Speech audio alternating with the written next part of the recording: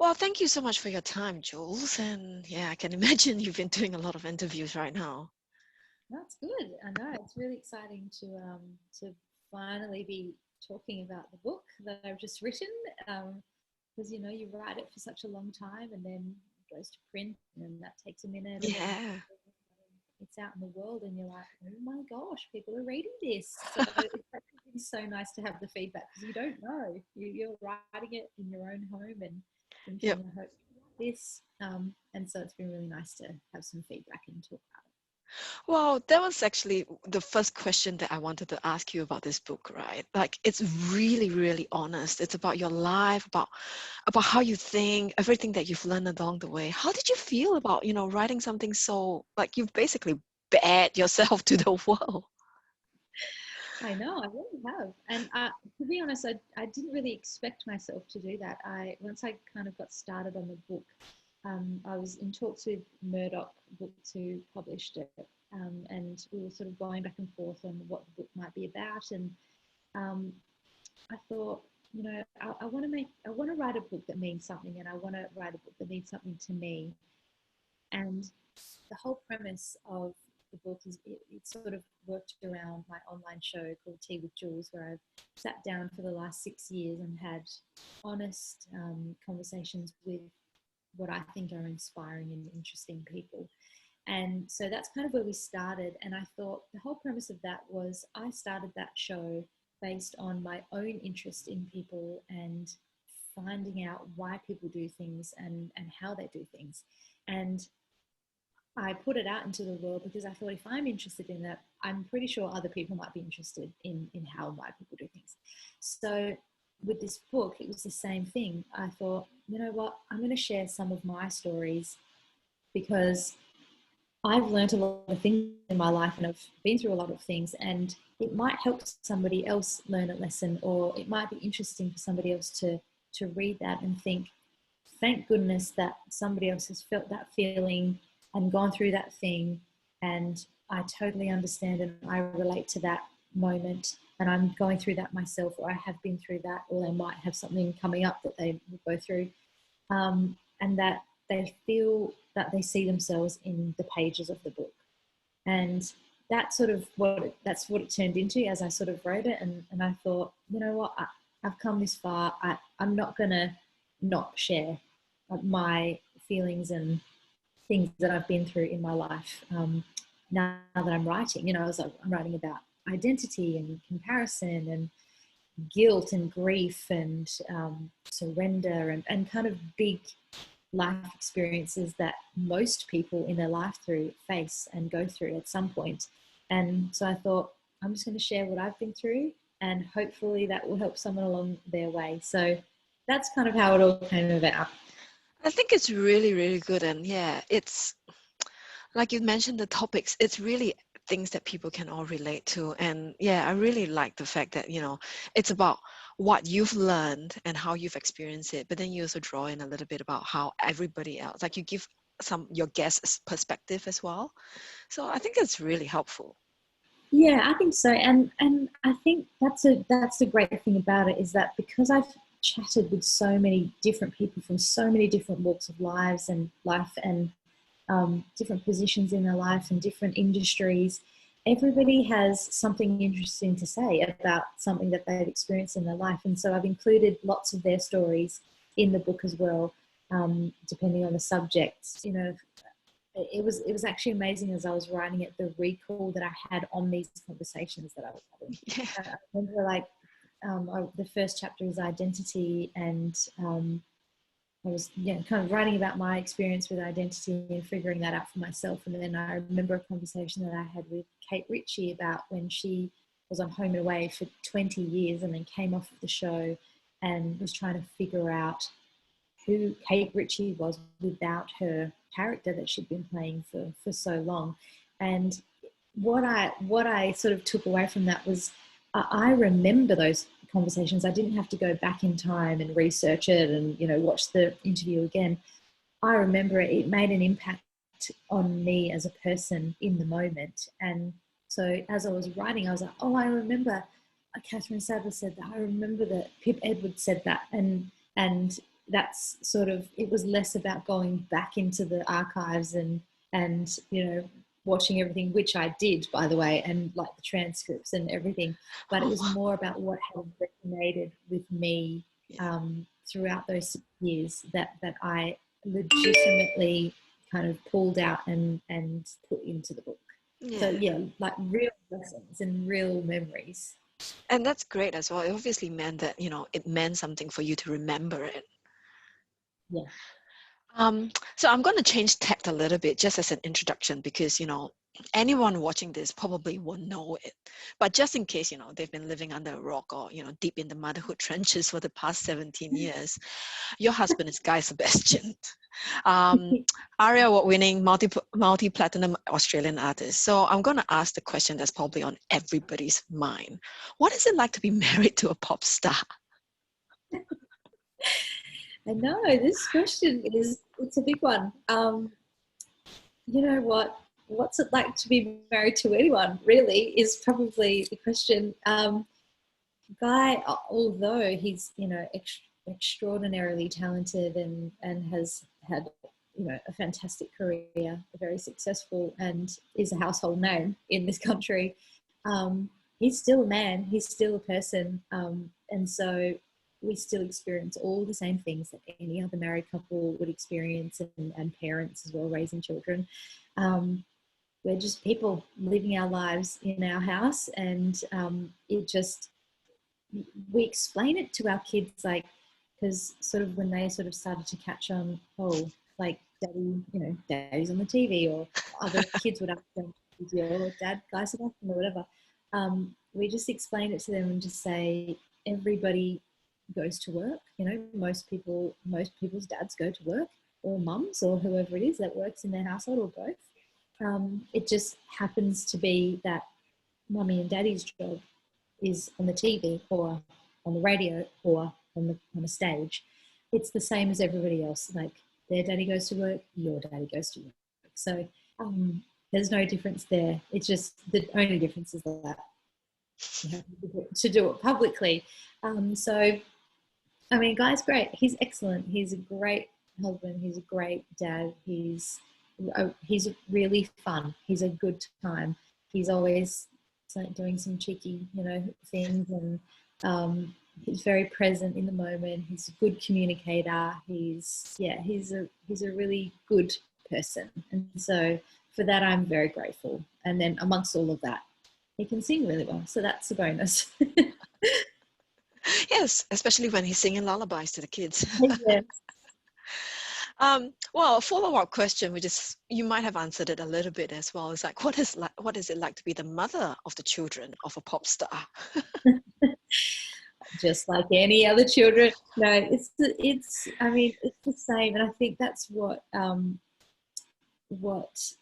is, makes it sort of so relatable, I suppose, to everybody else, is that I'm the mum on the sidelines of the soccer team and the AFL and the cricket, and taking my kids to karate lessons and doing school drop-offs and pickups and making their lunches, and think about your own life as a mum, and that's exactly what I'm doing at the exact same time over here. It's there's no difference. Like, I'm in the trenches. I'm, when they were little, I wasn't sleeping. I get a little bit more sleep now that they're older, but I'm doing all the same things as any other mum is doing, and my kids are doing the same things that any other kid is doing. We're not some magical, family. They still throw tantrums. They refuse to eat what you cook, and they think bedtime is a myth. All of those things, 100%, exactly the same as your own children. Yes. Well, on a more serious note, so your sons, they're 9 and 6 this year. Yeah, Hudson just turned 9. Archie turns 7 on Saturday. Oh, and the countdown has been on for 2 months now. They don't seem to realize that my son's 4, and I find that he doesn't seem to realize that he's got a younger friend, and he's waiting for her to catch up to him in terms of age. Yes. Yeah. It's like, Yeah. you will always be older. Older. Yes. Yep. Always. Actually, I saw this book the other day, a children's book, and it's called exactly that. You will always be older. And I think, Oh, really? mother or author has just been sick of answering that question. I know it's a very hard concept because, yeah, she's like, you know, I'm older than this person. I'm like, yeah, you will always be older than that person. It's a real thing, age, I think, at this age. It is. Now we try not to think about it, but then they count down. Yeah, just try and be as young as possible for as long as possible. Well, on a more serious note though, how do you think being a mother has changed you as a person?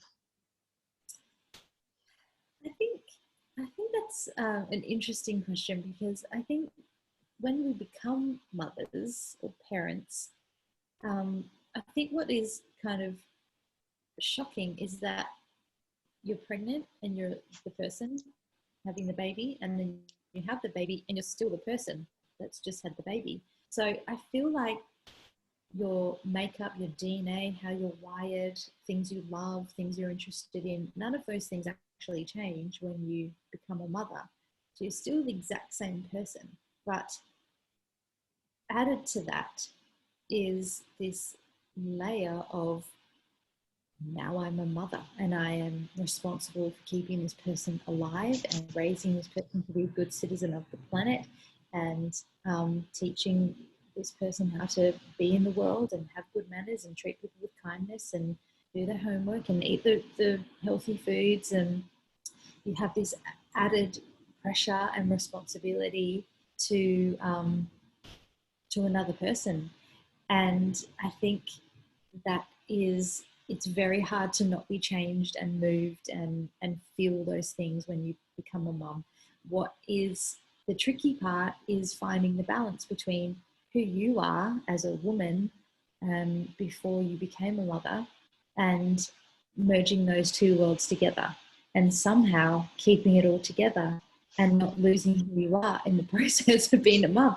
And so yes, absolutely, there have been changes for me becoming a mum, but I feel like I'm still the same person at the same time. You just become, your capacity stretches and your responsibility widens, and your protective mama bear instinct kicks in like you've never had that before. You become more delirious because you don't sleep anymore and your brain is fuller. You're busier. All of those things kind of, you know, where you could once just have a leisurely brunch on a Saturday with your husband. Can't remember the last leisurely brunch I've had in the last 9 years. All of those things change and alter, but of course, as we all say, you would never have it any other way. Sometimes I want a leisurely brunch. I'm not going to lie. Yeah. I agree. But I've noticed that now you're no longer, Jules Sebastian or Melody 10. You're actually Hudson's mum or Archie's mum. You've lost your name. True. I love that though. Are you Archie's mum? Yes, I love that. I love being Archie's mum and Hudson's mum. It's so cool. Oh, that's awesome. So, is there a one important lesson that you've learned from being a mother? So many. I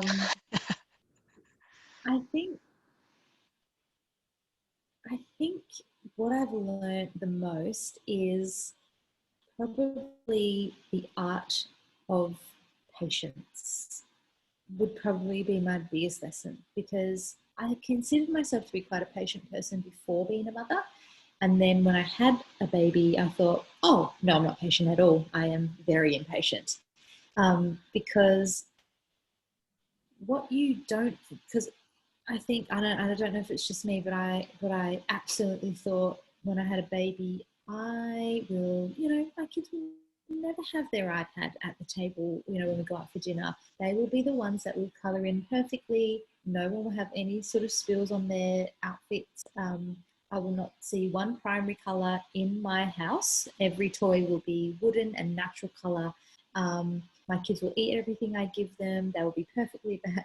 The list goes on and on and on and on, because you are judgy and you haven't done it before and you don't know what you're going to get.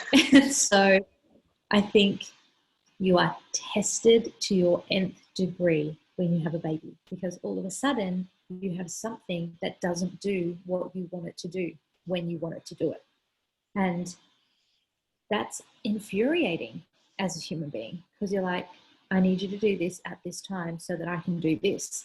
Whereas the baby's like, I'm not going to do that ever. So you're going to have to learn how to deal with me and try and figure this out.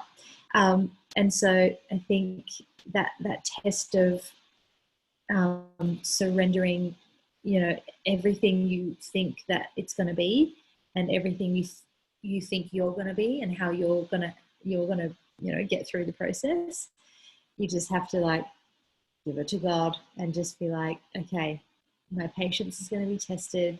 Everything's not going to go the way I need it and want it to go, and I'm just going to have to find a way to be okay with that. And so I think over the years I've learned to just take a breath and let life kind of unfold and do what it has to do. So I think patience is a big one for me.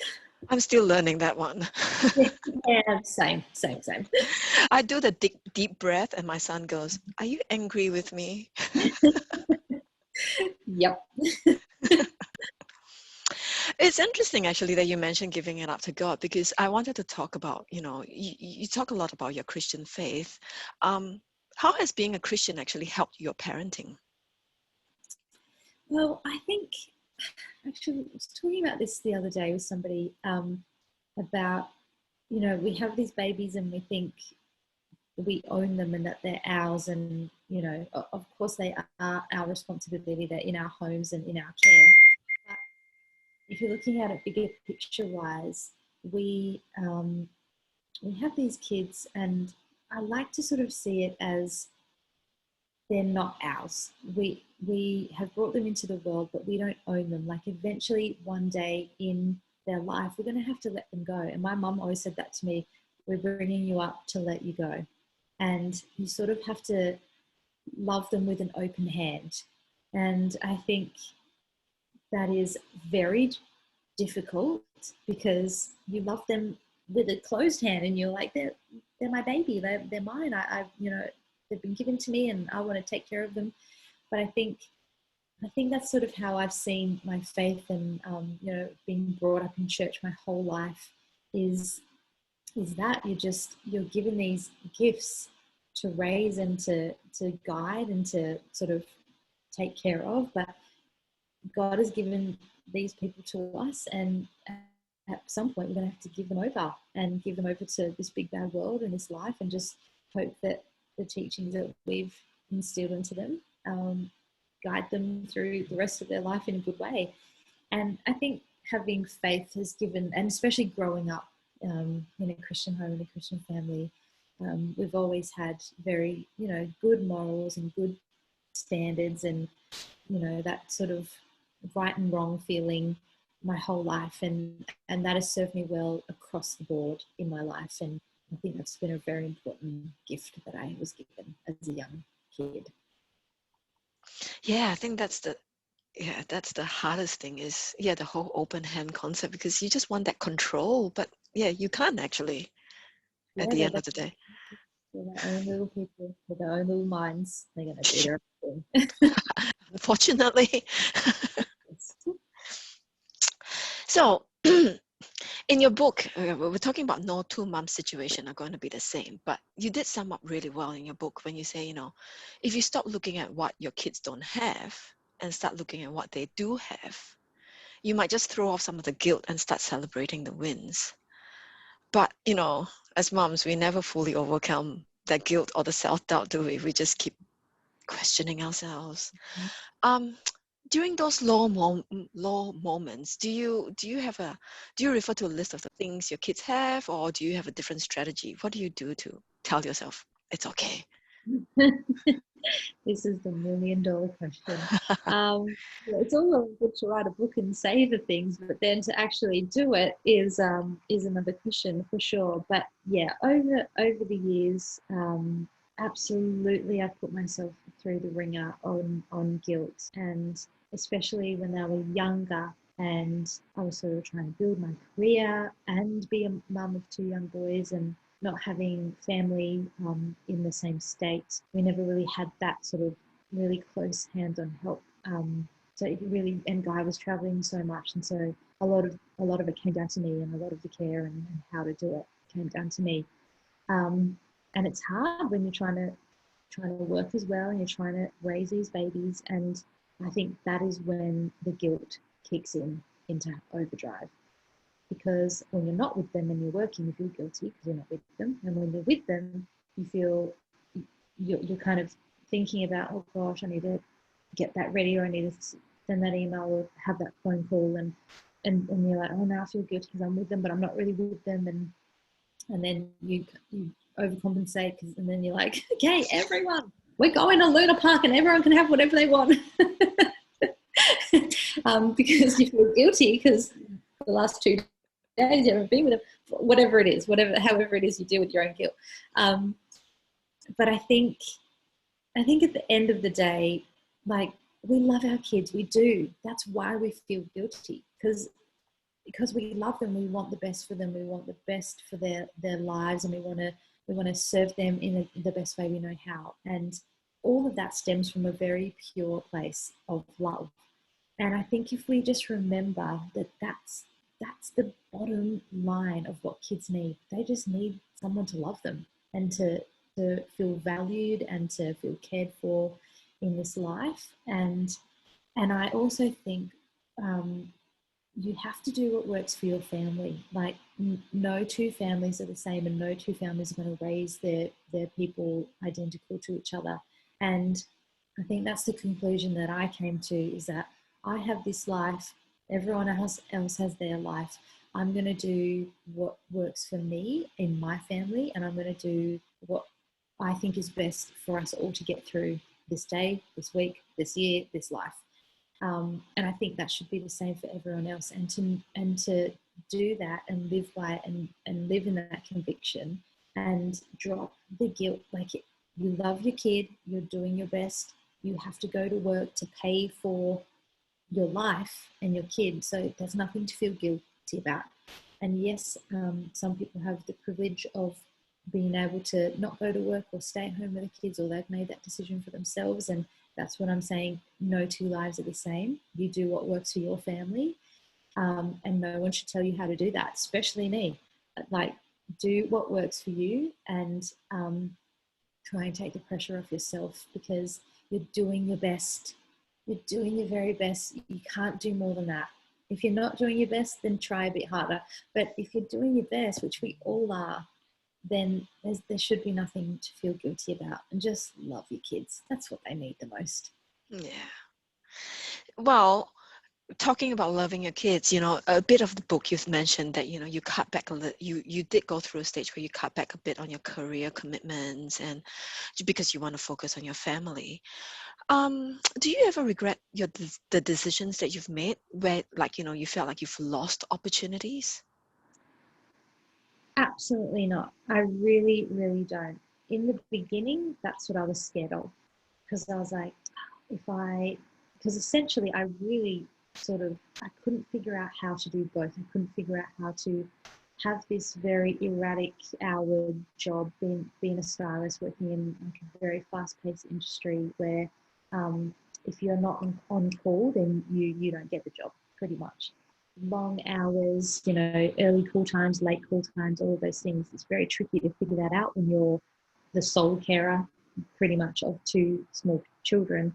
And the overwhelm was just too much for me. And so I was just trying to figure out a way to do it all, and I couldn't. And so I knew that my priority was my kids and my family, and I felt very passionately for that. And I knew I wasn't doing any of it well. And so for me, in that time of my life, my decision was to pull back on working as much, and throw myself, a bit more full time into taking care of my children. And yes, I was very nervous that opportunities would pass me by, and that my phone would never ring again, and that no one would ever think that, I could do this job and be a stylist and, have all the balls in the air. I thought, I'm walking away from this. But I think what what I really had to come down to was, even though that felt heartbreaking and hard, I had to really come to that place of surrender where I was like, okay, if this is over, if my phone does never ring again, if I never work as a stylist again, I have to be okay with that. I have to be okay with the decision that I'm going to put my family first, because I know in my heart, I will never regret that decision. I will never, ever, ever regret hanging out with my kids and taking them to Little Kickers. I know that for myself. I know that. And at the end of the day, I'd actually rather do that than be on the set for something else, looking at someone in a pretty dress. Like, to me, in that time, being at Little Kickers was more important than that. And so that's how I sort of rectified and justified my decision on the regret. Because I was like, that's my kid. Like, I want to be there for him. I want him to look at me when he scores a goal or doesn't score a goal or needs a Band-Aid. I want to be the person that he comes to. And so and what came from that, when I surrendered that and I truly was like, okay, I'm okay with this. I'm okay if my phone never rings again, because my kids are the most important thing. And then once I sort of came to that and I settled into mum life and, did all the things, what I found was the opposite happened, that the phone did start to ring, but it was for the right opportunities that fit into my life. And I could figure it out a lot easier than I ever had. And I wasn't saying yes to everything. I had boundaries in place, and I was accepting the things that I could get done without feeling overwhelmed. And so, yeah, it was actually amazing to see the flow of that kind of unfold, and that's sort of how it is now. I take on only what I can capacitate and what I can fit in around the kids. And of course, that's expanded a bit more now that they're in school, and I have a little bit more time with both of them being in school. But I put that down to truly the surrender and truly being okay with it in the beginning. But I really like that. Yeah, it sounds like it's all about, it's just basically about surrendering and then not having that control, and suddenly you're actually in control. Yes.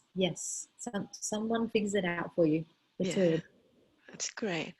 Well, finally, I just have one last question. Mother's Day is happening in a few weeks. Do you guys have any traditions, or do you have any guess on what's going to happen? My beeping going on. Can you hear that beeping? Yeah. But I don't know how to turn it off. Anyway, not technologically savvy. Mother's Day, it's unpredictable in my household. It definitely is.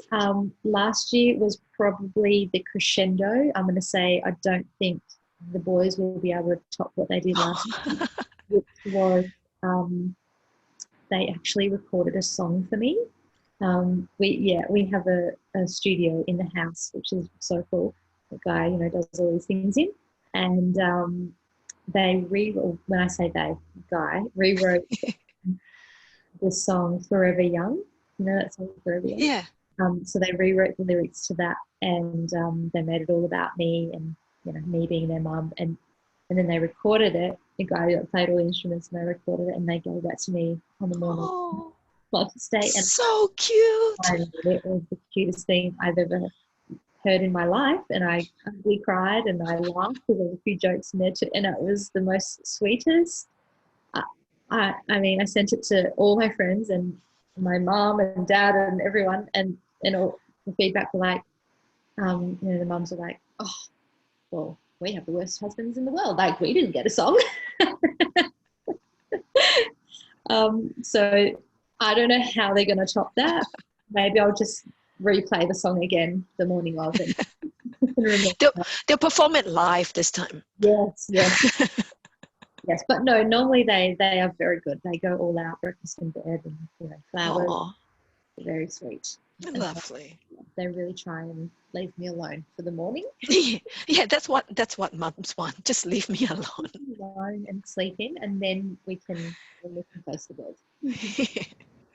Sounds great. Well, sorry. frog in my throat. Well, thank you so much for your time. I've got all my questions there. Whether you wanted to add anything else to our readers, who are mostly mums. Yeah, just, you know what, mums, just hang in there. You got this. You got this, and you are doing great. Kids are going to be kids, and you just got to hang on. That's it. Just hang on and love them.